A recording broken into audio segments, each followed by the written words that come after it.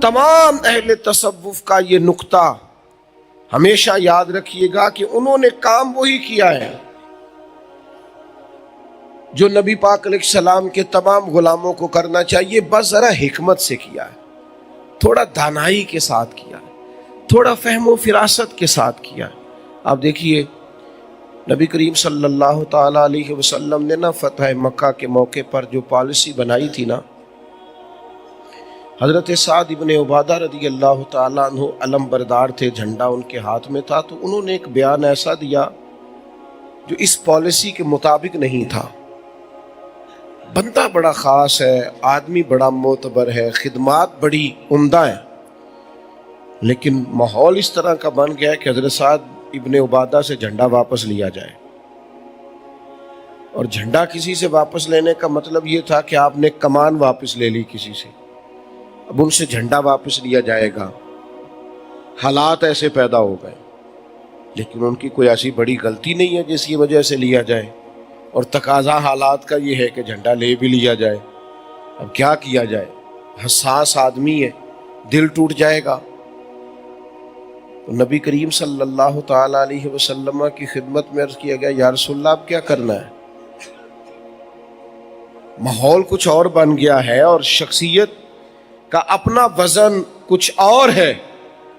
تو یہ ہے میرے محبوب پاک کو اللہ نے جو حکمت کے خزانے دیے ہیں۔ حضور فرمانے لگے جھنڈا تو ان سے واپس لینا ہے۔ اور اس طرح بھرے مجمع میں اور بھری محفل میں اور لشکر کے بیچ کسی سے جھنڈا لیا جانا، یہ بڑا تکلیف دہ معاملہ تھا، لیکن یہ میرے کریم کا کریمانہ فیصلہ دیکھنا، ساری حکمتیں قربان سرکار کے قدموں پر۔ محبوب فرمانے لگے سعد میں نے ایک فیصلہ کیا، یا رسول اللہ حکم فرمائے۔ فرمایا میں نے فیصلہ کیا ہے جھنڈا آپ سے لے کر آپ کے بیٹے کو دے دیا جائے۔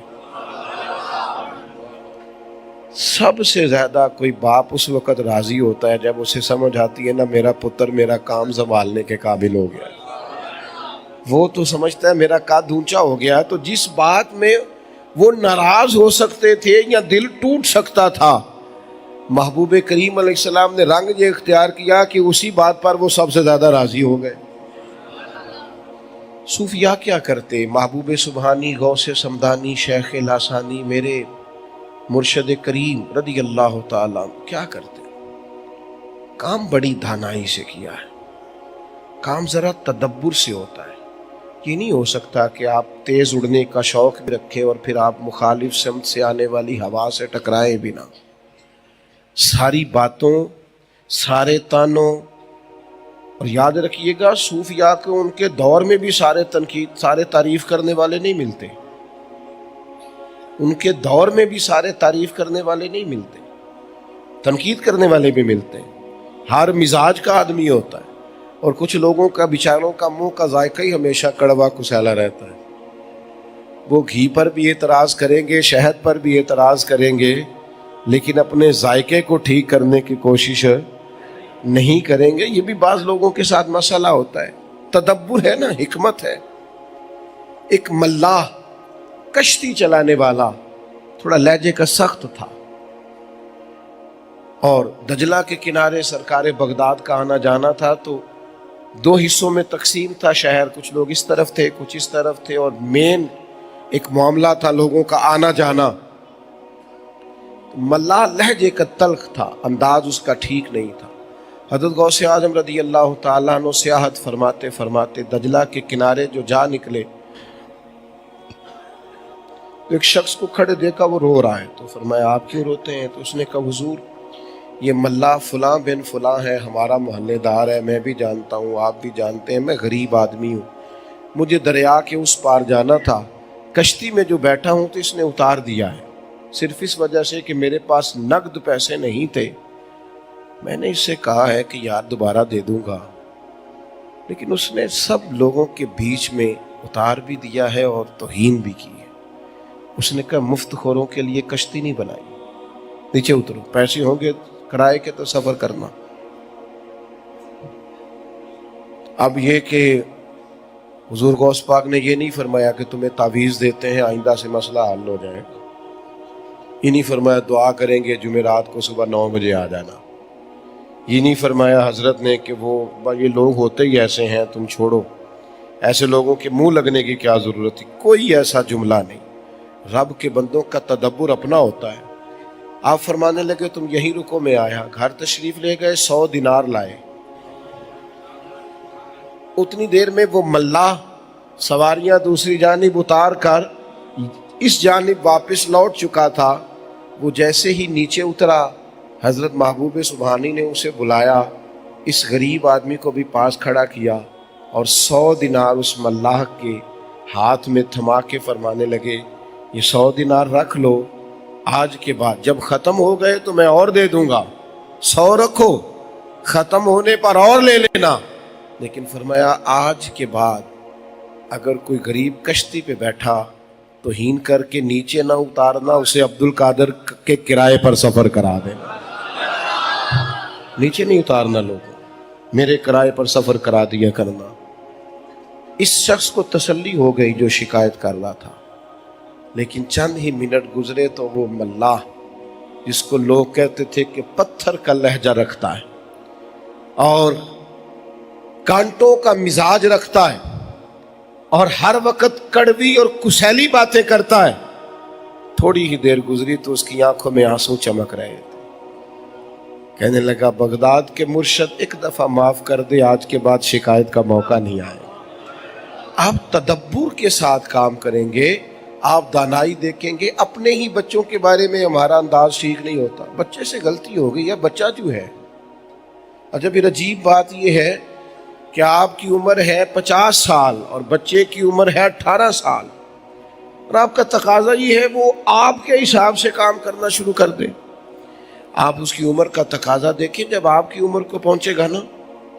ہمارے ایک دوست ہیں، ملک سے باہر ہوتے ہیں، وہ کہتے ہیں کہ بہت لیکچر سننے کو ملتے ہیں ایشیا کے لوگوں سے، بہت لیکچر دیتے ہیں، لیکن وہ یہ نہیں دیکھتے کہ جس کو آپ لیکچر دے رہے ہیں وہ کہاں بیٹھتا ہے، کہاں اٹھتا ہے، کہاں رہتا ہے، کیا سوچتا ہے، ذہن کی سطح پر سوال کیا ابھرتے ہیں. سوال آ جاتے ہیں، سوال کا جواب ہوتا ہے، سوال کے مقابلے میں غصہ نہیں ہوتا. سوال کا جواب ہوتا ہے، اس کے مقابلے میں تلخی نہیں ہوتی. آپ کا بیٹا آپ کے سامنے سوال کھڑا کر رہا ہے، آپ اس کا جواب دیں. حضرت غوث اعظم رضی اللہ تعالیٰ عنہ کے شہزادے نے کہا حضور آج میں نہ تقریر کروں.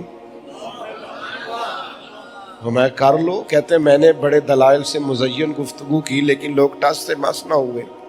شیخ نے 10 منٹ ہی باتیں کی انہوں نے بھی دلائل سے، پر میرے گھنٹوں کا وہ اثر نہیں تھا جو شیخ بغداد کے چند منٹوں کا اثر تھا. وہ لوٹ پوٹ بھی ہوتے تھے، وہ روتے بھی تھے، اور ان کی سسکیاں اور ہچکیاں سننے کو ملتی تھیں. تو گھر آ کے میں نے عرض کیا، میں نے کہا حضور میں نے بھی کوئی دلیلیں کم نہیں دی. یہ بڑی عجیب بات ہے کہ جو آپ بات کر رہے تھے تو حضرت غوث اعظم رضی اللہ تعالیٰ عنہ نے اپنے شہزادے سے کہا بیٹا تمہاری انہوں نے صرف تقریر سنی ہے اور مجھ سے وہ ٹوٹ کر پیار بھی کرتے ہیں.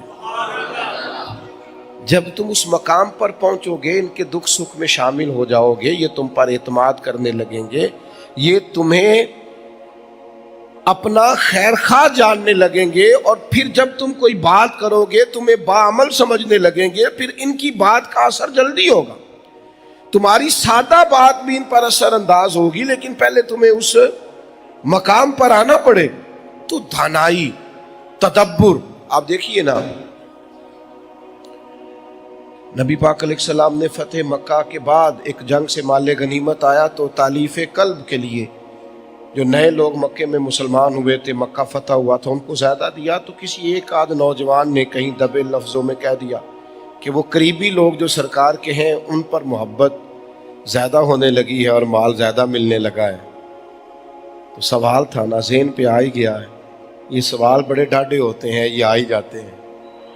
یہ بڑے ظالم ہوتے ہیں، یہ وسوسوں کا رستہ لیتے ہیں، یہ آ جاتے ہیں. لیکن وہ پاک باز لوگ تھے، ان کے لیے یہ بات نہیں تھی. انہوں نے کہا کہ وہ قریبی لوگ ہیں تو اس طرف نوازشات کا انداز ذرا بڑھ گیا ہے. تو محبوب کریم علیہ السلام نے فرمایا تمام انصار مدینہ کو میرے خیمے میں لاؤ. سب جمع ہوئے تو کریم فرمانے لگے کیا اللہ نے تمہیں میری وجہ سے ہدایت نہیں دی؟ کیا کرم نوازی نہیں ہوئی؟ انہوں نے کہا یا رسول اللہ رب رسول کا بڑا احسان ہے۔ تو کریم فرمانے لگے اچھا تم یہ کہہ سکتے ہو، آپ میری بات پر توجہ کیجیے گا، حضور فرمانے لگے تم کہہ سکتے ہو یا رسول اللہ مکے والوں نے تو آپ کو ستایا تھا، ہم نے جگہ پیش کی، سینہ کشادہ کیا۔ تو وہ رونے لگے، کہا نہیں حضور ہم کون ہوتے ہیں، آپ کا یہ احسان ہے سارا۔ فرمایا تم کہو کہ ہماری تلواروں سے تو ابھی لہو ٹپک رہا ہے، جو انہوں نے بدر اور احد میں بازار گرم کیے ہیں جنگ کے، تم کہہ سکتے ہو کہ یا رسول اللہ آپ ہی کا احسان ہے۔ پورے خیمے پہ نظر جو میرے کریم نے دوڑائی تو آہیں ہیں، سسکیاں ہیں، آنسو ہیں، ہر ایک اپنے دل کو تھامے بیٹھا ہے، رو رہے یا رسول اللہ۔ ایک آدھ نوجوان نے بات کی، حضور مہربانی فرمائیں۔ ایک جملہ سرکار نے آخر میں کہا، ایک جملہ، وہ سوال پیدا ہوا تھا کہ قریبیوں پر نظر کرم زیادہ ہونے لگی ہے، ایک جملہ حضور نے صرف کہا، اتنی دانائی اتنی حکمت کہ سارا رنگ ہی بدل گیا۔ حضور فرمانے لگے ہو میرے بھولے بھالے انصار مدینہ،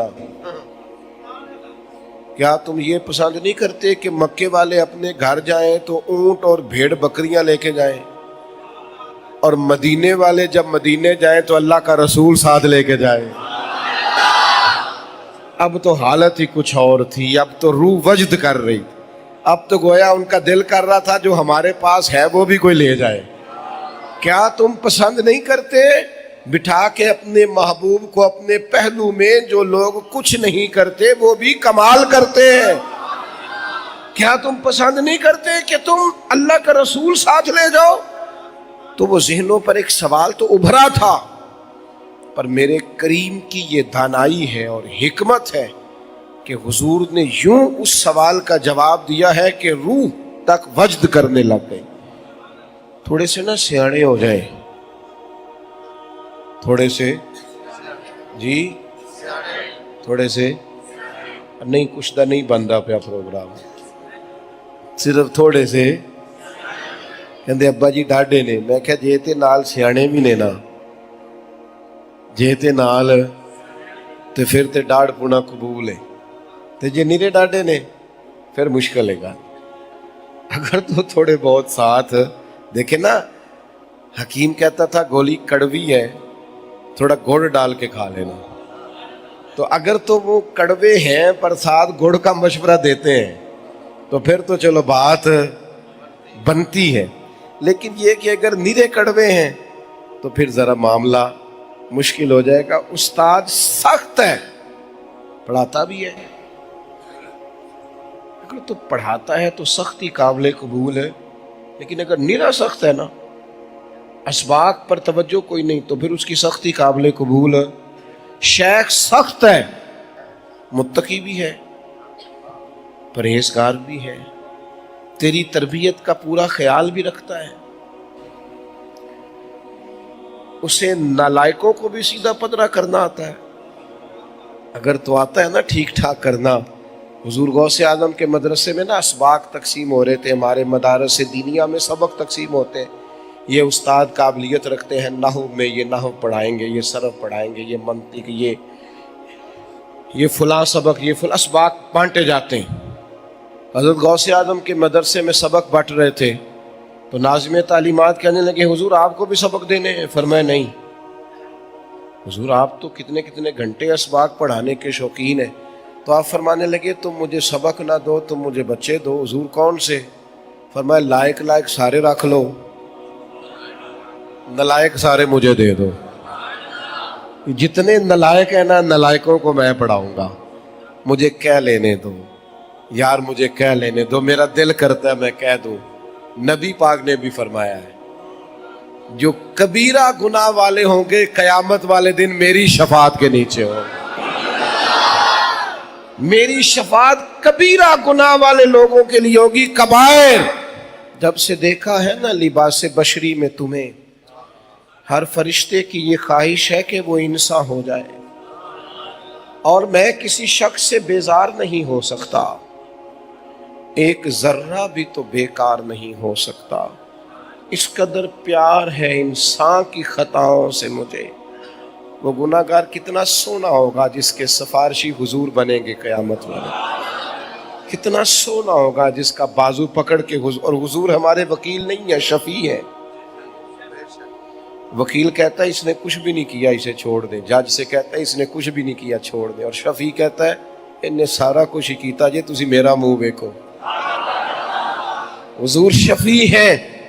میں کسی شخص سے بیزار نہیں ہو سکتا کیونکہ ایک ذرہ بھی تو بیکار نہیں ہو سکتا. اس قدر پیار ہے انسان کی خطاؤں سے مجھے کہ فرشتہ میرا معیار نہیں ہو سکتا. یہ جو وہ جو خیر والا خطا کار ہے نا، جو توبہ کرتا ہے، اس قدر پیار ہے انسان کی خطاؤں سے مجھے. تو بھائی تھوڑی دانائی سے اپنے وقت کو لے کے چلے. میرے غوث پاک نے حکمتوں سے ایک گویہ تھا، الٹے سیدھے شعر اور کفریہ کلمات اور یہ وہ تو کرتا جہالت کی بنیاد پر تھا، حالات کچھ اور ہی تھے. تو غوث اعظم منع کرتے. تو ہمارے زمانے میں جسے منع کرے نا وہ مخالفت کرتا ہے. تو وہ کہتا جی وہ میرا رش بڑا ہے، لوگ سننے بڑے آتے ہیں، میرے گلے میں جادو بڑا ہے، تو یہ دیکھو جی مولوی صاحب، شیخ صاحب، مرشد مجھے روکتے ہیں. تو پھر گلا صدا نہیں رہتا. تو وہ بڑھاپا آیا تو لفظ کانپنے لگے، اور جو آواز کے سر تال کے قائل تھے انہیں کہیں اور سے وہ ذائقہ ملنے لگا. تو اب حال خراب ہو گیا. اور گھر میں جب تک نوٹ آتے تھے تب تک تو کیا بات تھی، اور جب حالات اور طرح کے ہوئے تو پھر اپنوں نے بھی منہ موڑ لیا. ایک دن حضور غوث پاک گزرے، ساری زندگی اس نے مخالفت کی. حضرت شیخ گزرے تو قبرستان کے کونے میں بیٹھا ہے، مکھیاں بھنک رہی، کپڑے بدلے ہفتے بیت گئے، حالت خراب ہے. شیخ نے اپنے غلام کو بلایا، 100 دینار دیے، فرمایا اسے جا کے دے آ. غریبی آ گئی ہے اس میں. اس نے جا کے وہ 100 دینار اس گویے کے پاس جو رکھے تو کہنے لگا کس نے بھیجے ہیں؟ میرے تو اپنے بھی مجھے چھوڑ گئے، ہم تے اسی کسے دے کچھ بھی نہیں لگتے. کون ہے اس غربت میں، تنہائی میں، ان بھنکتی مکھیوں میں اور میرے وجود سے آتی بدبو میں؟ اب کون ہے جس نے 100 دینار بھیجے؟ تو خادم کہنے لگا مجھے پہنچانے کا حکم ہے، بتانے کا نہیں. تو وہ بوڑھا گویہ اٹھ کے کھڑا ہوا، کہنے لگا میں بھی اسی بغداد میں پیدا ہوا ہوں اور میرے بال بھی اسی بغداد میں سفید ہوئے ہیں.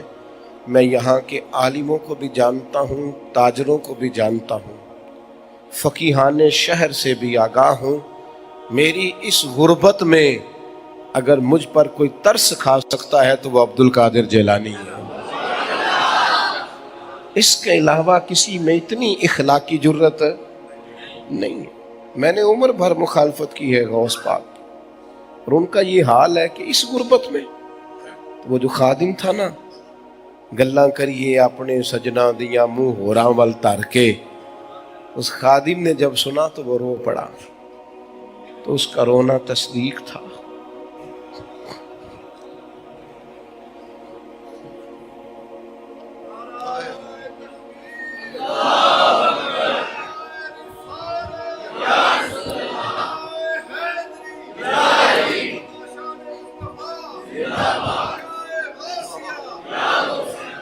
اس کا رونا تصدیق تھا کہ بات میرے پیر کی ہو رہی ہے، میرے مرشد کی بات ہو رہی. غوث اعظم سبق پڑھا رہے تھے تو وہ گویہ آگے کھڑا ہو گیا اور کہنے لگا میں نے عمر بھر آپ کی مخالفت کی ہے، آج سمجھ آئی ہے. اسی منصب پر بیٹھے ہو جس منصب پر مدینے والے رسول اپنی امت کے علماء کو بٹھانا چاہتے ہیں، جہاں سرکار چاہتے ہیں کہ لوگ بیٹھیں. میرے بھائیوں، دانائی، تدبر، حکمت، یہ سرکار بغداد کو اللہ تعالیٰ نے بڑا وافر حصہ عطا کیا تھا. جلد باز نہ بنے، فیصلے جذباتی نہ کریں، رائے دینے میں تیزی نہ دکھائیں. آپ اپنے بزرگوں سے فیضیاب ہوں، حکمتوں کو سمجھیں، تقاضوں کو سمجھیں، حالات کو سمجھیں. ہم उम्मत मुस्लिमा जहां आके खड़े हो गए तो ऐसे है जैसे गुमसान का रन पड़ा हुआ है, कोई क्या कह रहा है, किससे कह रहा है, कोई समझ नहीं आ रही। और बाहर से कोई फितना लेने जाना ही नहीं पड़ता, हर फितना अंदर से ही उठता चला जाता। अब ज़्यादा वक्त आया है कि हम अपने बुजुर्गों के तरीक़ों को समझें, बेहिकमत ज़िंदगी न गुजारें, थोड़ा सा ठहरना सीखे, थोड़ा वक्त देना सीखे, थोड़ा सा हालात को समझें। ऑपरेशन कराते वक्त थोड़ी देर के लिए दर्द तो ज़रूर होता है, पर वो दर्द बड़ा फ़ायदेमंद होता है, वो बाद में हमेशा के लिए आसानी करता है। वो हो तो जाता है, जो वाह वेला करता है उसका भी हो जाता है, और जो चुपके से दर्द सह लेता है उसका भी हो ही जाता है। इस वाह वेले को छोड़ दें, शोर को छोड़ दें, शिद्दत को छोड़ दें, और अपनी ज़िंदगी से शिकवों को छोड़ दें।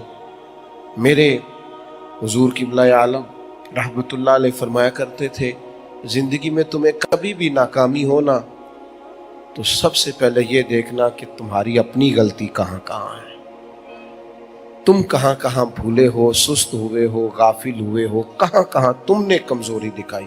और मैंने कम से कम ये तजर्बा हमेशा किया है, जहाँ भी कहीं महसूस हुआ कि ये मामला बिगड़ा है, तो तलाश करने से अपनी गलती वहाँ मिल गई कि यहाँ हमसे भी, यहाँ करके हम भी भूले हैं, ऐसा नहीं था, कहीं न कहीं हमसे भी ख़ता हुई है। और जो लोग अपनी ख़ताओं को समझने लग जाते हैं, हज़रत मुजद्दिद अल-फ़िसानी मकतूबात शरीफ में फरमाते हैं, खुशकिस्मत है जिसे दीदे कसूर नसीब हो, जिसे अपनी गलतियां नज़र आनी शुरू हो जाएं, वो सियाना बंदा होता है, उसके लिए इस्लाह का मौका पैदा हो जाता है। कुरान मजीद में अल्लाह ताला ने नबी पाक सल्लल्लाहु ताला अलैहि वसल्लम का उम्मत के साथ जो हसास रिश्ता है, उस रिश्ते को बयान फरमाया।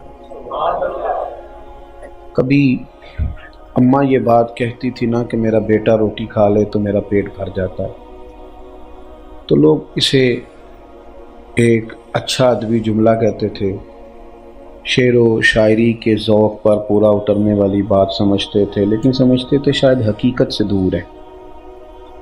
वालिद अगर कहता था ना कि मेरा बेटा बड़ा हो गया है, किसी जगह कामयाब हो गया है, तो मेरी सेहत उससे बेहतर हो गई है, कद मेरा बढ़ गया है, तो लोग कहते थे अफसानवी बातें।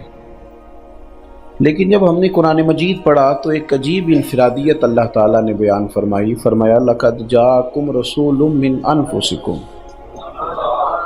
मैंने ना तुम्हें तुम्ही में से एक रसूल अता फरमाए। आप लोग बोले नहीं जी, बाहर वाले दोस्त भी बस अब माशाल्लाह सब कुछ ठीक है, ये सामने वाले दोस्त कभी बैठ जाए ना तो बड़ी परेशानी हल हो जाए। अल्लाह करे हमें मोबाइलों के अलावा भी कोई काम आए, आमीन तो कह दें।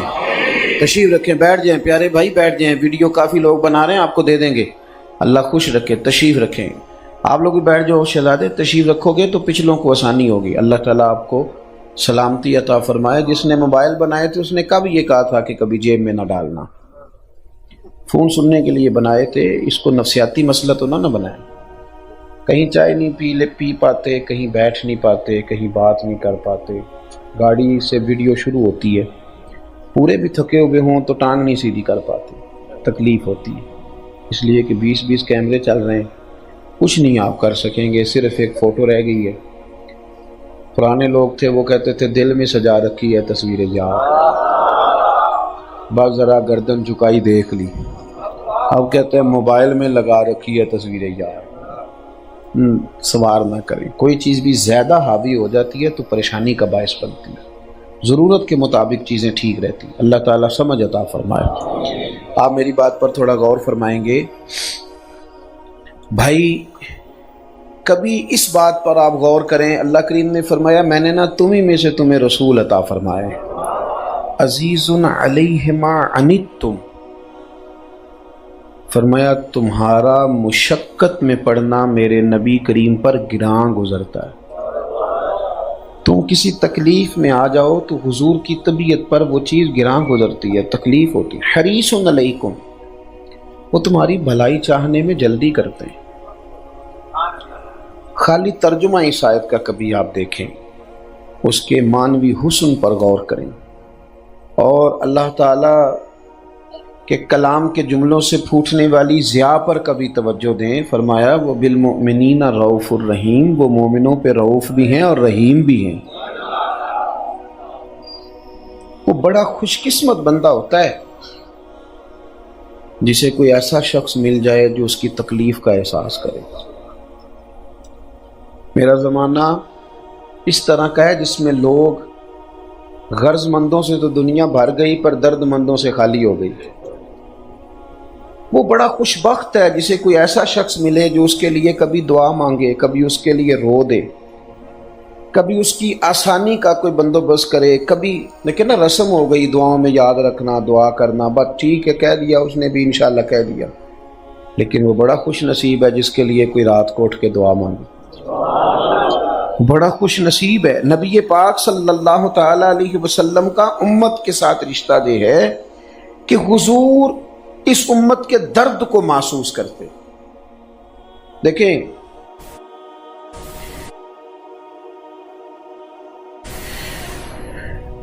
ہم لوگوں نے سمجھ لیا ہے کہ مسائل کا حل دولت ہے، مسائل کا حل شہرت ہے، مسائل کا حل آپ کا بڑا ہونا ہے. وہ اس لیے کہ لوگ دیکھتے ہیں بڑے آدمی کا مسئلہ حل ہو جاتا ہے، چھوٹے کا نہیں ہوتا، تو وہ سمجھتے ہیں شاید وہاں تک پہنچنا مسئلے کا حل ہے. کسی انسان کا سب سے بڑا مسئلہ یہ ہے کہ اگر وہ صبر چھوڑ کے بے صبرہ ہو گیا تو بڑی تکلیف میں. اگر وہ شکر کا رستہ چھوڑ کے ناشکری کی طرف سفر کر رہا ہے تو تکلیف میں. جو لوگ ذہنی الجھاؤ کا شکار ہیں، میری طرف دیکھیں جی، جو ذہنی الجھاؤ کا شکار ہیں، بے سکون ہیں، الجھ گئے ہیں، آزمائش میں آ گئے، ہر وقت کی پریشانی. کسی فرد کی اصلاح کر دینا، اسے اس طرح کا بنا دینا کہ وہ رب کریم کی محبت کا سفر کرنا شروع کر دے، اسے سجدے کا ذوق آنے لگے، وہ زندگی اس طرح کی گزارے کہ وہ سمجھے کہ یہ سارا کچھ تو بے مایا ہے، مجھے تو آخرت کے لیے کوئی فکر کرنی ہے. اس کی ذہن سازی کر دینا یہ سب سے بڑی نیکی ہے، سب سے بڑی نیکی. افراد کی جو اصلاح ہوتی ہے نا، اس سے ایک ایک فرد سے پورا پورا خاندان تشکیل پاتا ہے. آپ نے ناراض نہیں ہونا میری بات سے، اگر گھر کے بزرگ جلد باز ہونا تو بچے ان سے زیادہ جلد باز ہو جاتے ہیں. میں نے کہا تھا نہ ناراض ہونا، اور آپ نے گھورنا شروع کر دیا. اگر گھر کے بزرگوں کے اندر قناعت کی دولت ہو، وہ تھوڑے پہ صبر کرنا جانتے ہوں، تو یاد رکھیں بچوں میں زیادہ قناعت پیدا ہو جائے گی. افراد اگر کسی درویش کے پاس بیٹھنے والے ہوں، وہ اپنے بچوں کو یہ سبق پڑھائیں کہ پتر روٹی تھوڑی کھانی ہے پر جتنی کھانی ہے جائز ہی کھانی ہے. یہ سوچیں جب معاشرے کے اندر، سوسائٹی کے اندر رواج پا جاتی ہیں تو یہ نیچے تک آتی ہیں، نیچے تک. افراد کی اصلاح دیکھیں نا، حضرت مولا علی شیر خدا کرم اللہ تعالی وجہ الکریم فرماتے ہیں، میں نے خود نبی کریم علیہ السلام سے سنا، حضور نے فرمایا اگر تیری وجہ سے ایک بندہ ہدایت پا گیا، کتنے جی بولیے، ایک بندہ تیری وجہ سے اگر ہدایت پا گیا تو سمجھ لے تیرے لیے دنیا اور ما فیہا سے بہتر ہو گیا ہے، تو نے فتح کر لی ساری دنیا. ایک بندہ اگر ٹھیک، آپ کسی بندے کو سکون میں لے آئیں. یعنی مجھے بتائیے جو بندہ تلخ مزاج ہو، اس کی اماں پریشان ہے، ابا پریشان ہے، بیوی بڑی تکلیف میں ہے، سسرال والے بات کرتے ڈرتے ہیں، بچے کہتے ہیں کیا کریں، اگر اس بندے کی تلخی کوئی بندہ دور کر کے اسے میٹھا کر دے، اس کی ماں کا سارا غم ہی نکل گیا، باپ کی صحت اچھی ہونے لگ گئی، اس کی بیوی سکھ میں آ گئی، بچے سکون میں آ گئے. اس کا مطلب ہے کہ جو افراد کی ذہنی تربیت ہے، اصلاح ہے. میرے نبی پاک صلی اللہ تعالی علیہ وسلم کو یہ درد تھا کہ اللہ کے بندے اللہ والے بن جائیں.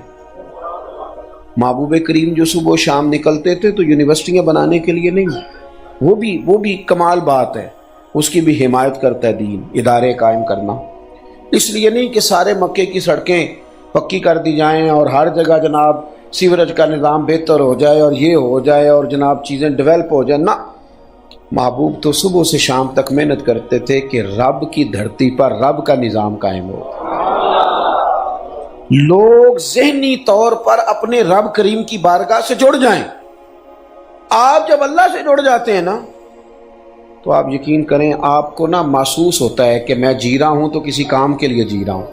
آپ تشریف رکھیں جی, اللہ آپ کو جزائے خیر دے. کٹھے دیو نا جی, پھر کٹھے کرنے پہن کے بعد اللہ آپ کو خوش رکھے. مشکل ہو جاتا ہے نا جی. اللہ آپ کو سلام. اب منہ بڑے جنہیں آ گئے, اب آپ میری بات سنیں گے. عزیزو, جب نبی پاک صلی اللہ تعالی علیہ وسلم نے آغاز تبلیغ فرمایا نا تو وہ آغاز تبلیغ سارا درد والا, اور وہ سارے حضور نے اسباب اختیار کیے جس سے اس وقت لوگوں کو 2 دفعہ کھانا پکایا نبی پاک نے اپنے خاندان کا. پہلی دفعہ سب کو دعوت دی, کوئی دین کی بات کرنا چاہی, ابو جہل نے شرارت کی, بات ہو نہ سکی, پھر کھانا پکایا, پھر حضور نے پیغام دین دیے. نہیں ان کی سمجھ میں بات آئی, لیکن یہ ایک مشن ہے نا, یہ کام کرنا ہے. ایک دائی ایک مبلغ میری طرح کا ہے جو کہتا ہے نہیں جی نہیں بندے توجہ نہیں کرتے لہذا چھٹی چھوڑے نہیں, یہ قوم نہیں سیانی ہو سکتی. میں کہا کرتا ہوں جاہل کہہ کے جان چھڑانا تو آسان ہے, پر جاہلوں کی ذہنی سطح تک اتر کے انہیں فہم دینا یہ کمال ہے. یہ کمال ہے کہ آپ وہاں تک اتر کے نا آپ نے ان کو کی ذہنی سطح تک اتر کے آپ نے اپنا پیغام دے دیا. محبوب پاک علیہ السلام نے دعوت دی, نہیں ان کی سمجھ میں بات آئی. حضور نے ہر شخص کو پیغام دین دیا. وہ طرح طرح کی باتیں کرتے, بڑی لمبی باتیں. آج نا جس کو پورے 6 مہینے ہوتے ہیں نا ناظرے کے بچے پڑھاتے, وہ بھی رزلٹ چاہتا ہے. میں ایک دن طالب علموں سے میں نے کہا تھا کہ یار نتیجہ نکلنا ضروری نہیں, محنت کرنا ضروری ہے. حضرت نوح علیہ السلام نے 950 سال کام کیا, بلکہ 1500 سال کی روایت بھی ملتی. چند لوگوں نے کلمہ پڑھا, لیکن حضرت نوح علیہ السلام کامیاب ہو کے گئے. کیوں؟ کہ رب کریم نے جو ڈیوٹی لگائی تھی وہ ڈیوٹی انہوں نے پوری کی. ہمارا کام ڈیوٹی کرنا ہے, ڈیوٹی کرنی چاہیے. اب آپ کہیں کہ نتیجہ نکلے کوئی ضروری ہے؟ وہ تو اللہ تبارک و تعالیٰ کا نظام ہے کہ اس درویش کہتے ہیں کہ مالی دا کم پانی دینا وہ پر مشکاں پاوے, اگو خالق دا کم پھل پھل لانا لاوے یا نہ لاوے. یہ تو اس کی بے نیازی ہے.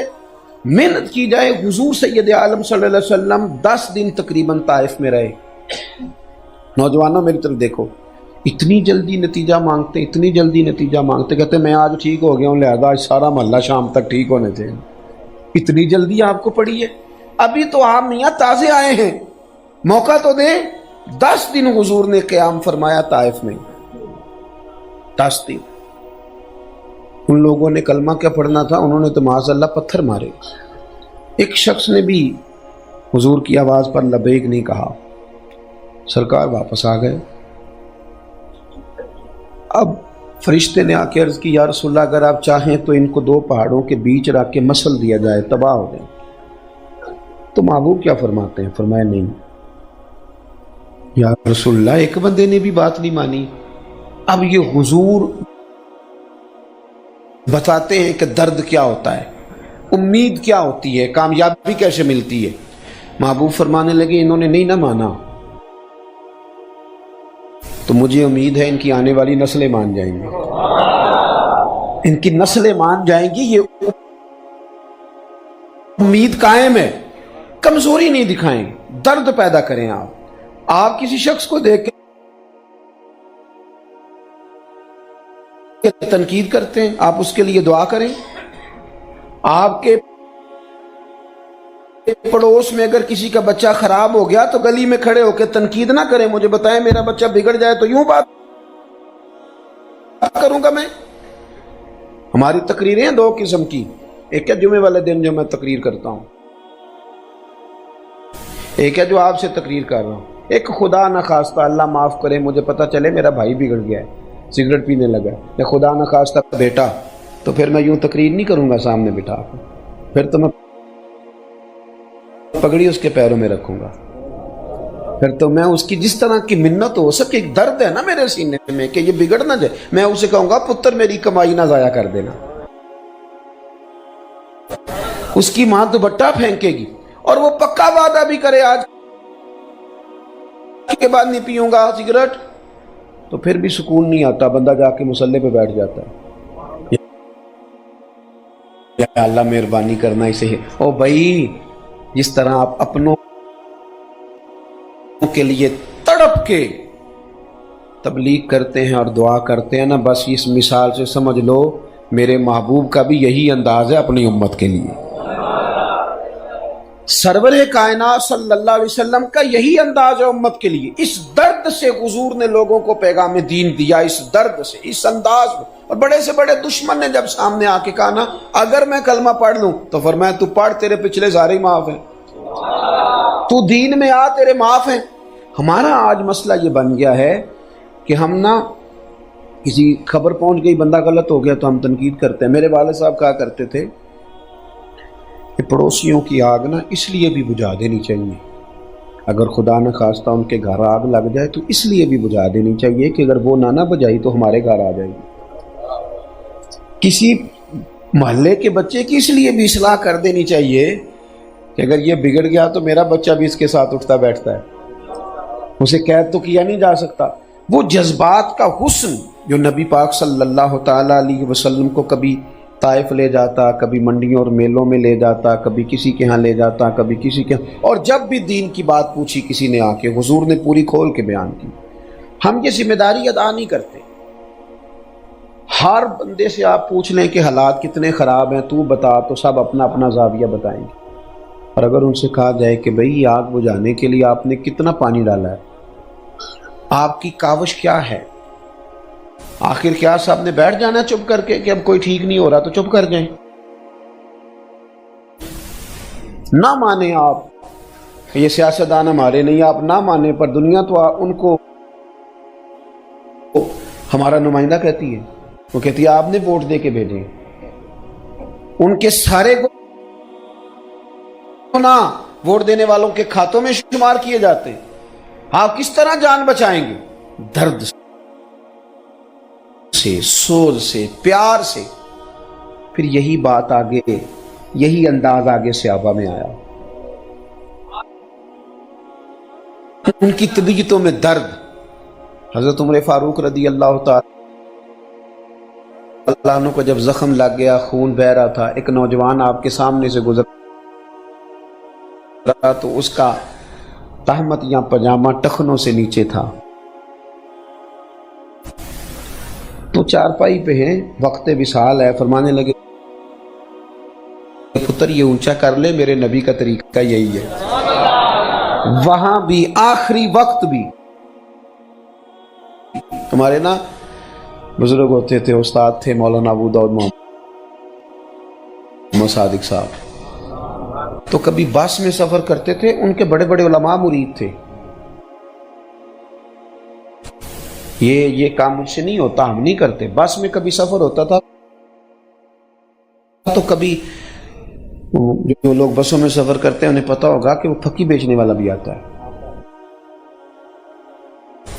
رسالے بیچنے والا بھی آتا ہے، چورن بیچنے والا بھی آتا ہے۔ تو جس طرح وہ کھڑا ہوتا ہے نا، پگ پکڑ کے اوپر سے، اس طرح وہ اٹھ کے کھڑے ہو جاتے تھے اور بس میں لوگوں کو نماز کی دعوت دینی شروع کر دیتے۔ گلی میں گزر رہے تھے تو ایک بچی خاتون ایک ننگے منہ جا رہی تھی، تو چہرہ ادھر کر کے کہنے لگے بیٹا تو مسلمانوں کی بیٹی ہے، مسلمانوں کا ملک ہے، نقاب کر، چہرہ چھپا۔ تو ناراض ہوگی، کہنے لگی بابا جا اپنا کام کر۔ فرمان لگے میں کام ہی لگا، میرا یہی کام ہے، یہی میرا کام ہے، میں دین ہی دسنا، ترا یہی کام ہے میرا۔ آپ کبھی وہ درد مل جائے نا، وہ ذوق مل جائے، وہ طبیعت بن جائے۔ یہ حضرت عبداللہ بن مسعود رضی اللہ تعالیٰ عنہ گزر رہے تھے، ایک جگہ معاذ اللہ گانے باجے کی محفل سجی ہوئی تھی، زازان نام کا ایک شخص تھا، وہ وہاں گا رہا تھا۔ آپ رک گئے، کہا یہ کون ہے، بڑا سریلا ہے؟ نے کہا جی زازان نام کا گویا ہے، ایک ٹھنڈی آہ بھری آپ نے۔ فرمانے لگے کتنی سونی آواز ہے، کاش یہ قرآن پاک پڑھتا، کوئی بیٹھا ہوا مجھے دور دعا دیتا ہے، میں ڈوبتا ہوں سمندر اچھال دیتا ہے۔ کاش وہ کیا درد تھا، وہ ذوق تھا، وہ جوش خطابت کی ضرورت نہیں تھی نا انہیں، وہ اپنی واہ واہ کے لیے خطاب تھوڑا کرتے تھے، وہ تو یہ درد تھا کہ میں ایک دائی ہوں۔ مقرر اور مبلغ میں فرق ہوتا ہے بھائی، خطیب اور دائی میں فرق ہوتا ہے، مقصود کچھ اور تھا۔ حضرت نے درد سے بات کی، تشریف لے گئے، وہ باہر نکلا گویا تو لوگوں نے اس سے کہا کہ او خدا کے بندے، آج تو حضرت عبداللہ ابن مسعود بھی گزرے۔ حضور علیہ السلام نے فرمایا عبداللہ ابن مسعود سے قرآن سنا کرو، سیکھا کرو، یہ اسی طرح پڑھتا ہے جس طرح نازل ہوا تھا۔ زبردست قاری قرآن حضرت عبداللہ ابن مسعود، کاش وہ گزرے تھے اور تیری حالت دیکھ کے کہا کاش تو قرآن پڑھتا۔ حالانکہ ڈائریکٹ ان سے نہیں سنا، ان کی بات روایت ہو کے آئی، پھر بھی اتنا درد تھا، کہنے لگا واقعی انہوں نے یہ کہا ہے، انہوں نے یہ کہا ہے، میرے لیے کہا ہے، میرے جیسے شخص کے لیے۔ صحابی رسول حضرت عبداللہ ابن مسعود نے کہا ہے، رونے لگ گیا، کہنے لگا کوئی بتائے گا ان کا گھر کہاں ہے؟ لوگوں نے کہا فلاں کونے میں ہے، دوڑا گیا، دروازے پہ دستک دی، شیخ باہر آئے، کیسے آئے ہو؟ کہنے لگا حضور آپ نے کہا تھا نا کاش میں قرآن پڑھتا، سونا میں چھوڑ آیا ہوں سارا کچھ، پڑھائیں مجھے، اب میں قرآن ہی پڑھا کروں گا، اب قرآن کا ارادہ کر لیا۔ یہ درد جو ہے نا، یہ آگے آیا، یہ بزرگان دین تک آیا۔ داتا علی اجمیری رحمت اللہ علیہ گزر رہے تھے تو سر پہ بال نہیں تھے، کشتی قریب سے گزری تو کسی نے، بچے گزر رہے تھے، انہوں نے مذاق اڑایا کہ دیکھو بابا گنجا، تو لوگوں نے کہا حضور ان کو سزا دینی ہے، فرمانے لگی سزا نہیں، دعا دینی ہے۔ کہا حضور وہ کون سی دعا دینی ہے؟ تو بچے ہنس رہے ہیں تو ہاتھ اٹھائے کہ اللہ یہ دنیا میں ہنس رہے ہیں، انہیں قیامت میں بھی ہنستا ہی رکھنا، انہیں ہنس تو انہیں ہدایت دے دے، یہ اعمال ٹھیک کریں تاکہ خیر کٹھی کر کے جائیں، ہنستے ہنستے جنت میں چلے جائیں۔ وہ شام کو آگے سارے توبہ کر گئے داتا صاحب کے پاس۔ آپ کا جو انداز ہے نا، محبوب سبحانی، غوث سمدانی، شیخ لاسانی، ہفتے میں 3 دفعہ خطاب کرتے ہیں، آ جاتا ہے کبھی کبھی نا ذہن میں خیال آ جاتا ہے کہ اوہو اب تو میرے نام پہ راش پڑنے لگ گیا، بڑا پریشان کرتے ہیں بعض اوقات انسان کو استقبال، بڑا پریشان کرتے ہیں کہ تم مجھے تو 100 فون آتا ہے روز ٹائم کے لیے، کئی دفعہ کچھ چیزیں جبرن بھی انسان کی طبیعت میں داخل ہونے کی کوشش کرتے ہیں۔ او یارو یاد رکھو جب تک دین درد رہتا ہے تو اس میں اثر رہتا ہے، اور جب کوئی اور چیز ساتھ شامل ہو جاتی ہے تو پھر وہ جب پیچھے تاثیر نہیں تو آگے کیسے پہنچے گی۔ عزیز حضرت غوث اعظم رضی اللہ تعالیٰ عنہ واز کہتے تھے، چھوٹی مسجد سے بات شروع ہوئی، تقریر۔ اب ایک اور بھی مسئلہ ہے، بعض لوگ کہتے ہیں جی ہمارے پیر صاحب بڑے پہنچے ہوئے تقریر نہیں کرتے، میں نے کہا ان کو کسی مدرسے میں داخل کراؤ تاکہ وہ کچھ پڑھیں، تاکہ وہ کچھ بولیں، کچھ لکھیں، کچھ کہیں۔ ہمارے ایک مولانا خطاب کر رہے تھے تو کسی نے بعد میں کہا حضرت فلانی جگہ پہ نا آپ سے نا یہاں کمزوری ہو گئی، تو وہ کہنے لگے یار جس نے بولنا ہے غلطی اسی کی نکلنی ہے نا، تو جو بولے ہی نہ دعا۔ اب تو بعد مشائخ اللہ خیر کرے، وہ بڑا اونچا نام ہے، لیکن دعا کے لیے بھی مولوی صاحب رکھے ہوئے، وہ دعا کریں گے، حضرت دعا بھی نہیں فرماتے، تو حضرت فرماتے کیا ہیں پھر؟ کیا مثلاً فرماتے ہیں؟ یہ تو کوئی انداز نہیں ہے۔ حضرت پیران پیر اگر خطاب کرتے ہیں اور مدرسے میں پڑھاتے ہیں اور کتابیں لکھتے ہیں تو پھر اس کا مطلب ہے دین کی تبلیغ کے یہی طریقے ہیں جو مشائخ نے اختیار فرمائے۔ حضرت غوث اعظم نے گفتگو شروع کی، چھوٹی مسجد تھی، رش بڑا، بڑی مسجد میں چلے گئے، پھر رش وہاں بھی بڑھ گیا تو عیدگاہ میں چلے گئے، میں اکیلا ہی چلا تھا جانب منزل میں گیا، پھر لوگ آتے ہی گئے اور کارواں بنتا گئے، پھر جو شہر کا سب سے کھلا میدان تھا اس میں ممبر لگایا گیا حضرت غوث اعظم۔ درد تھا، ان کا درد تھا دین کے لیے۔ 70,000 لوگ آئے ہوئے ہیں تقریر سننے، اور ان میں 400 وہ لوگ ہیں جو علماء ہیں، جو کاغذ قلم لے کے آئے، انہوں نے وہاں سے فیض لینا ہے۔ ایک بڑا مجمع ہے، اور حضرت غوث پاک کو خبر ملی کہ حضرت آپ کے بیٹے کا انتقال ہو گیا۔ آج بھی خطاب ہوگا، آج بھی تقریر ہوگی، حالات کمزور کر دیتی ہے بندے کو۔ آج بھی آپ دین کی دعوت دیں گے؟ انہوں نے آنسو پونچھے، امامہ باندھا، ممبر پہ بیٹھ گئے، کہنے لگے یہ حضور کے دین کی بات ہے، یہ چھوڑی نہیں جا سکتی، یہ کی جائے گی۔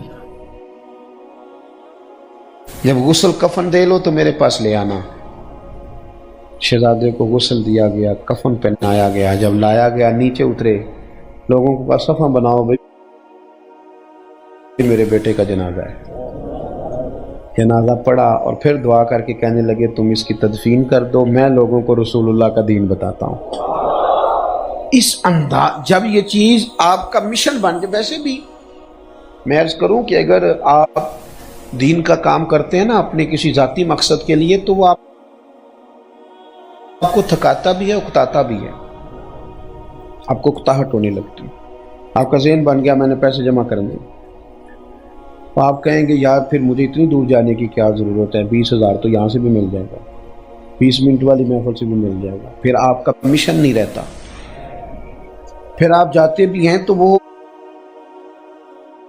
آپ کو خود بھی محسوس ہوتا ہے۔ یہ ہمارے ہاں ہوتا ہے نا جی، کہ پیسے دے کے نعت خوانی بک کرتے ہیں، پھر وہ آتے ہیں، نہ ان کو کوئی کیف حاصل ہوتا ہے، آنے والے کو پتہ ہوتا ہے میں کس کام آیا ہوا، اسے بھی پتہ ہوتا ہے۔ لیکن اگر یہ چیز مشن بن جائے نا تو آپ یقین کریں لمحہ لمحہ سکون میں گزرتا ہے۔ یعنی بندے کو سفر ہی کیف دیتا ہے، آنا جانا ہی بڑا مزہ دیتا ہے، اس کا سفر بھی اس کے لیے بڑا باعث خیر و برکت بن جاتا ہے۔ وہ محسوس کرتا ہے کہ میں نا کسی کام لگا ہوا ہوں، کوئی بڑا کام کر رہا ہوں۔ باتیں چونکہ میں نے کہا تھا زیادہ نہیں کرنی، حضرت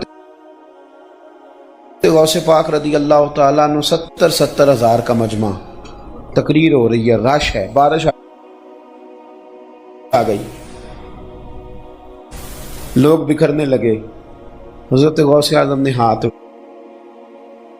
اٹھائے، کہا اے اللہ اگر تو بندے میں نے اپنے لیے اکٹھے کیے ہیں تو بارش ذرا تیز برسا، اگر میرا ذاتی شہرت کا معاملہ ہے، کوئی ذاتی مفاد ہے تو تیز برسا نا، بارش چلے جائیں۔ تو دلوں کے حال جانتا ہے، اگر تیرے لیے جمع کیے ہیں تو پھر بھی تو بے نیاز ہے۔ بغداد شریف کے لوگ کہتے ہیں سارے شہر میں بارش ہوتی تھی، پر جہاں غوث اعظم کی محفل ہوتی تھی وہاں نہیں ہوتی تھی، وہاں نہیں ہوتی تھی۔ ان کا اخلاص ثابت ہوتا تھا۔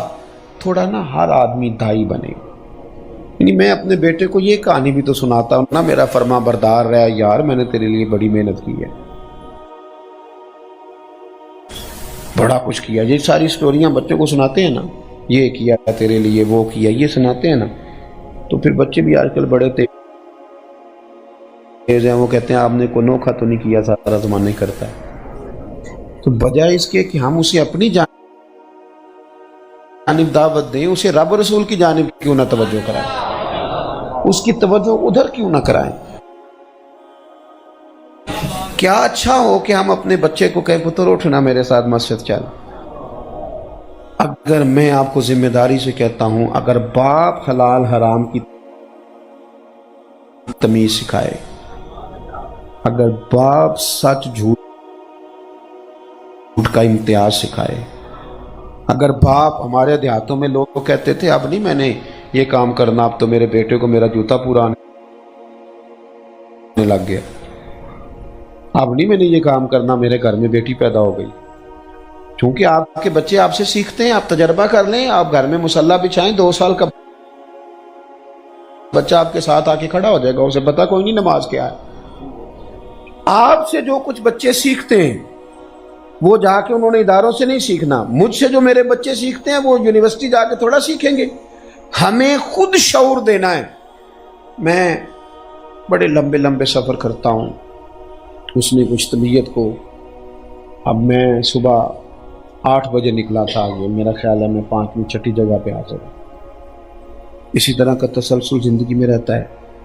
میں 3 بجے جاتا ہوں، 4 بجے جاتا ہوں. میری گھر والی ایک دن مجھ سے کہنے لگی آپ نے کبھی کہا نہیں میں تھک گیا ہوں، خوش کیوں داخل ہوتے ہیں گھر میں؟ تو میں نے کہا میرے ذہن میں ایک بات بیٹھ گئی ہے، میں نہیں چاہتا کہ میں اپنے بچوں سے آ کے کہوں میں بڑی تکلیف میں ہوں تو وہ کہیں ہم نے نہیں دین پڑھنا، یہ کام بڑا مشکل ہے، میں یہ چاہتا نہیں.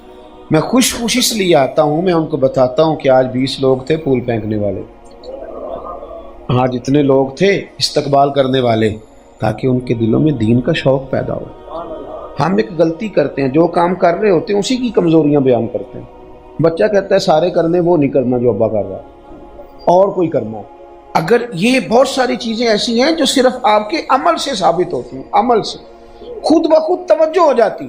اپنے بچوں کو اس طرف لانے کے لیے آپ کو عملی، گھروں میں تقریریں نہیں چلتی، تقریریں بار بار چلتی ہیں، گھر میں عمل چلتا ہے، گھر میں عمل چلتا ہے. بچے جو آپ کہتے ہیں وہ نہیں کریں گے، بچے جو آپ کرتے ہیں وہ کریں گے.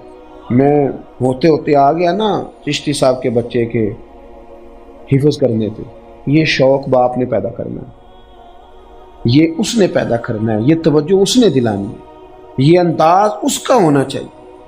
حضرت سیدہ عائشہ صدیقہ رضی اللہ تعالیٰ عنہ سے کسی نے پوچھا کہ آپ کے دل میں اسلام کی محبت کیسے پیدا ہوئی؟ فرمانے لگی میں نے آنکھ کھولی تو میرے والد ہر وقت گھر میں مدینے والے کا ذکر کرتے تھے، تو مجھے کسی خاص واقعے کی ضرورت نہیں پڑی، کیونکہ وہ گھر میں ہر چیز میسر آئی نا، گھر کے اندر ساری چیزیں ملی. تو آپ اپنے گھروں کے اندر بہت سارا ماحول ٹھیک کرنے کے ذمہ دار ہم خود ہیں. کرتے ہیں کچھ باتیں ایسی جس سے گھر کا ماحول بگڑتا ہے، مانتے نہیں کیونکہ ڈالنا کسی پہ ہی ہوتا ہے، لیکن کہیں نہ کہیں ہم کوئی ایسی کمزوری دکھاتے ہیں، عملی طور پر کوئی ایسی کمزوری ہم سے ہو جاتی ہے. بچے کو پتہ چل جاتا ہے ان کا ابا موبائل پہ کیا دیکھتا ہے، بچے کو پتہ چل جاتا ہے میرے ابے کے دوست کس طرح کے، والد کو، بچوں کو پتہ چل جاتا ہے کہ میرے باپ کا ذہن کس طرح کا ہے. اگر آپ نے اپنا ذہن بنا لیا ہے کہ پیسہ ہی لانا ہے جس طرح مرضی بھی آئے، تو یاد رکھنا بیٹا ایک دن کہہ دے گا کہ ابا جی آپ نے کمایا کیا ہے. چونکہ آپ کا ذہن دولت کا تھا تو پھر ہمارے بزرگ کہا کرتے ہیں کہ بچوں سے عزت کرانے کے لیے بھی پیسے چاہیے ہوتے ہیں. ابا امیر ہو تو پھر باعزت ہو جائے گا، کیونکہ اس نے ذہن پیسوں کا دیا ہے. اگر وہ کہیں سادگی کا، عاجزی کا، درگزر کا، قناعت کا سبق گھر میں پڑھائے گا تو بچوں میں وہ چیزیں آ جائیں گی، وہ شعور انہیں ملے گا. حضرت عمر بن عبدالعزیز رحمۃ اللہ تعالیٰ علیہ کی اہلیہ آپ کے وقت وصال کہنے لگی آپ نے تو بچوں کے لیے کچھ بھی نہیں کیا. تو آپ نے اپنے بچوں کو بلا لیا. جب بچے آئے تو آپ نے کہا پتر ایک بات کرنی تھی، حضور کیجیے. فرمانے لگے اپنے باپ کو معاف کر دو، تمہارا باپ بزدل تھا، تمہارے لیے کوئی جائیداد نہیں بنا سکا. تو شہزادے کہنے لگے حضور بزدل کا کیا معنی ہوا؟ تو حضرت عمر بن عبدالعزیز فرمانے لگے میں نا دوزخ سے ڈر گیا تھا، پھر میں کوئی حرام شے اکٹھی نہیں کر سکا، میں ڈر گیا تھا. میں معاذ اللہ دلیر ہوتا جس طرح کا مرضی مال اکٹھا کر، مجھے خوف آ گیا. پتر معاف کرنا، میں تمہارے لیے کچھ کر نہیں سکا. تو آپ کے بچے سارے کھڑے ہو گئے، کہنے لگے ابا جی کچھ بادشاہ ایسے بھی گزرے ہیں کہ ان کے بچے گلیوں میں نکلتے نہیں، کہ لوگ ہمارے باپ کا نام لے لے کے تانے دیتے ہیں، ہم جس گلی سے گزرتے ہیں لوگ ہمیں دعائیں دیتے ہیں، ہمیں دعائیں دیتے ہیں. ہمیں آپ کی دولت کی ضرورت نہیں، وہ جو تقویٰ آپ نے ہمارے لیے وراثت میں چھوڑا ہے، امید ہے اگر دنیا قدر کرتی ہے تو صبح قیامت رب بھی ہم پہ فضل ہی فرمائے گا. تو کچھ چیزیں ایسی ہیں جو فقط ہم سے ہماری اولاد سیکھتی ہے، اس لیے خوب تھوڑی توجہ دیں اپنے معاملات پر. آپ کے دائیں بائیں والے آپ سے سیکھ رہے ہوتے ہیں. میں خود کئی دفعہ محسوس کرتا ہوں کہ میں جو بولتا ہوں نا، جو باتیں کرتا ہوں، میرے ساتھ رہنے والوں کو پڑھانا نہیں پڑتا، ان کی زبان پہ خود جاری ہو جاتی ہے. یہ آپ بھی تجربہ کر لیجئے گا، کچھ لفظ ایسے ہیں جو آپ نے سکھائے نہیں اور آپ بولتے رہے تو بچوں کی زبانوں پہ جاری ہو گئے. ہم نے یہ غور کرنا ہے کہ ہمارا بچہ کیا کل ہم سے پوچھ رہا تھا، وہ کیا سوال، اگر اس نے موبائل کے ایک نئے ماڈل کی ہم سے بات کی ہے تو کچھ نہ کچھ ہم سے اس نے سیکھا ضرور ہے. کہیں نہ کہیں کسی نہ کسی مقام پہ کوئی چیز دولت کے حوالے سے اس کے ذہن میں ہم نے بٹھائی ہے، جس رستے وہ آیا ہے. اپنے آپ کو نمونہ عمل بنائیں. ہم کبھی باہر غصے ہوتے ہیں تو گھر آ کے نماز کا لیکچر شروع کر دیتے ہیں، بھئی تم سارے نماز نہیں پڑھتے، میرا کاروبار نہیں چلتا. تو بھئی یہ تو آپ نے پھر بات کاروبار کی کر دی، آپ نے تو ابھی بھی نماز کی دعوت نہیں دی. آپ کچھ تھوڑی سی وہ جو سرکار نے فرمایا نا کہ کچھ نفل گھر میں بھی پڑھو، گھر کو قبرستان نہ بناؤ، اس کا بھی ایک مقصد ہے۔ محبوب پاک علیہ السلام کا کاشانہ نور دروازہ مسجد میں کھلتا تھا، اور گھر میں جگہ بھی ظاہری طور پر کم تھی، پر تہجد گھر میں پڑھتے تھے، گھر میں پڑھتے تھے۔ حضرت عبداللہ ابن عباس کہتے ہیں میں نے حضور کے پیچھے کئی دفعہ کھڑے ہو کے رات کو دیکھا، سرکار بڑی لمبے لمبے قیام فرماتے۔ یہ چیزیں گھر میں نا کبھی بچوں کو پتہ چل ہی جائے گا نا کہ ابا اٹھا ہے تہجد میں۔ مجھ سے ایک دوست نے پوچھا کہ یہ جو حضور نے فرمایا ہے کہ اپنے بچوں کو نبی کریم علیہ السلام کی محبت سکھاؤ تو کیسے آتی ہے؟ تو میں نے کہا ایک بزرگ ایک دفعہ نا رو رہے تھے رات کو، تو ان کے بچے کہتے ہیں ہم نے اماں سے پوچھا ابا بیمار ہے اتنا زیادہ رو رہا ہے؟ میں کہا نہیں پتر تم اپنا کام کرو۔ کیا مسئلہ ہے؟ سیانے بیانے ہمارے والد صاحب باشعور اتنا تڑپ رہے ہیں، کوئی درد کوئی تکلیف کوئی مسئلہ کوئی پریشانی، کہتے ہیں ماں بھی رو پڑی، کہنے لگی پتر تمہارے باپ کو مدینہ یاد آتا ہے، مدینہ یاد آ رہا ہے ان کا نا وہ۔ تو کہتے ہیں وہ مجھے بتائیے وہ بچہ کیا اثر لے گا اس کا؟ بڑے دنوں سے دروازے بند ہیں تو تڑپ گئے ہیں، انہیں نا حضور کے شہر نور کی یاد ستاتی۔ رب بھی جانے سونے محبوبہ تیرے شہر دیاں بھی کی لذتاں نے، ایک رون جنہاں نے ویکھیا نہیں تے ایک رون دوبارہ جاون دی۔